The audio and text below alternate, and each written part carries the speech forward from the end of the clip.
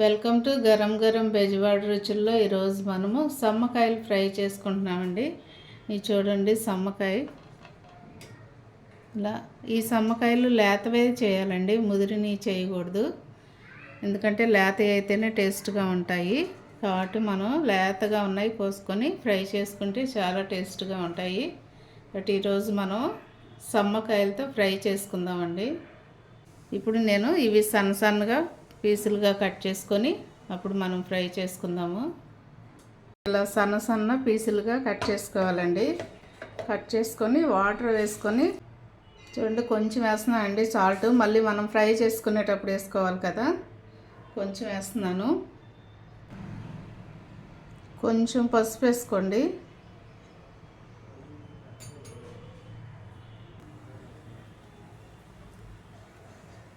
ఇదిగోండి ఇట్లాగా ఉడకబెట్టుకోవాలండి. ఫస్ట్ ఉడకబెట్టుకున్న తర్వాతే ఇవి ఫ్రై చేయాలి. సో ఇప్పుడు మనం ఉడకబెట్టుకుంటున్నాం. చూడండి చక్కగా ఇవి ఉడికిపోయాయండి. ఇప్పుడు మనం ఫ్రై చేసుకుందాము. అడుగున కొంచెం వాటర్ ఉంటే వంచేసుకోండి. ఏదన్నా వడకట్టేది ఉంటే ఎట్లాంటిది కానీ, లేకపోతే మన దగ్గర ఉన్న చిల్లులు గిన్నెలు ఉంటాయి కదండి, ఆ వాటిలతో కానీ మనం ఇది వాటర్ అంతా కూడా వడపోసుకోవచ్చు. నీళ్లు వంచేసిన తర్వాత అండి ఒకసారి ఇలా స్టవ్ మీద పెట్టండి. ఎందుకంటే స్టవ్ మీద పెడితే ఇంకా లోపల ఏమన్నా తడున్నా కూడా చక్కగా ఇంకిపోతుంది. ఇలా పొడి పొడిగా ఉంటాయి అన్నమాట అండి. ఇప్పుడు మనం వీటిని ఫ్రై చేసుకుందామండి. కళాయి పెట్టుకున్నామండి. కళాయి వేడెక్కింది. నేను ఆయిల్ వేస్తున్నాను. తగినంత ఆయిల్ వేసుకోండి.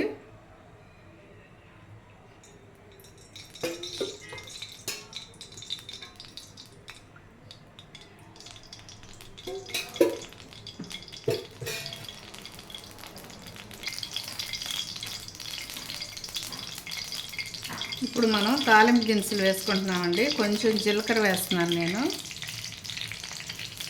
కొంచెం ఆవాలు వేస్తున్నాను, అలాగే చాయ్ మినపప్పు వేస్తున్నానండి, అలాగే పచ్చిశనగపప్పు వేస్తున్నాను.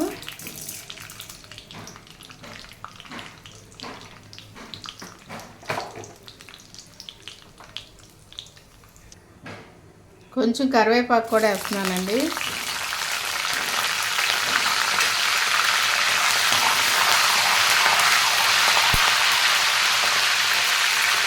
కొంచెం తురుము తీసిన అల్లం వేస్తున్నాను. అలాగే కొంచెం వెల్లుల్లిపాయలు కూడా వేస్తున్నానండి.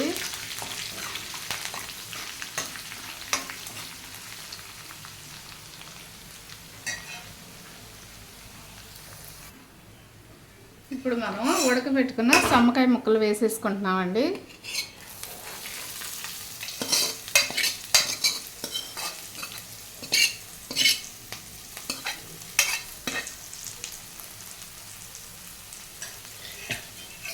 ఇవన్నీ కూడా బాగా కలుపుకుందాము.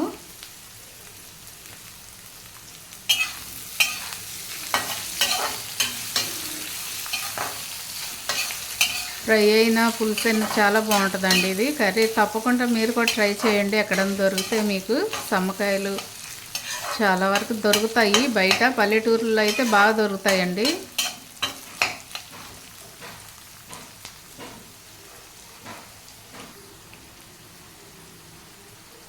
కొంచెం సాల్ట్ వేస్తున్నానండి, లైట్గా వేస్తున్నా. ఇందాక వేసాం కదండి, అందుకని నేను చాలా లైట్గా వేస్తున్నాను.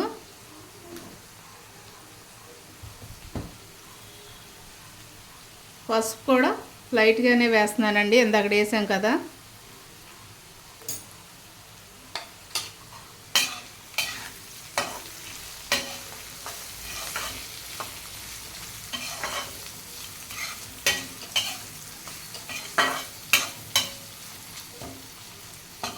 కొంచెం సిమ్లో పెట్టేసి అలా మగ్గించండి. చాలా టేస్ట్గా ఉంటుంది ఇది. ఇలా ఫ్రై చేసుకుని రసం పెట్టుకుంటే రైస్లోకి చాలా బాగుంటుందండి. చూడండి చక్కగా వేగిపోయినాయి కదండి. ఇలా వేగిపోవాలండి, మరీ వేగినా బాగోదు. ఇలా వేగిపోయిన తర్వాత నేను కొబ్బరి కొంచెం తురుము తీసి పెట్టుకున్నాను, చూసారా, కొంచెమేనండి, లైట్గా వేస్తున్నాను. పచ్చిదైనా వేసుకోవచ్చు అండి, ఎండు కొబ్బరి అయినా వేసుకోవచ్చు.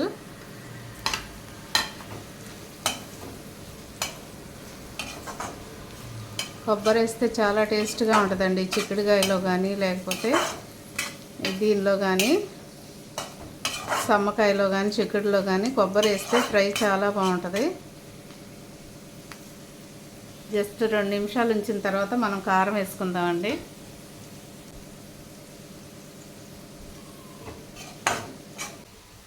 కారం అయితే చూసి వేసుకోండి. మీరు కారం తినగలిగినంత వరకు వేసుకోండి. నేనైతే 1 స్పూన్ వేసాను.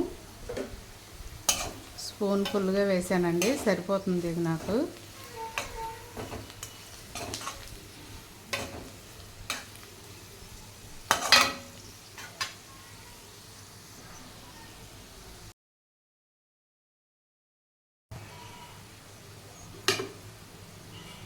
ఫ్రై రెడీ అయిపోయిందండి. కొంచెం కొత్తిమీర వేసుకుంటున్నాము.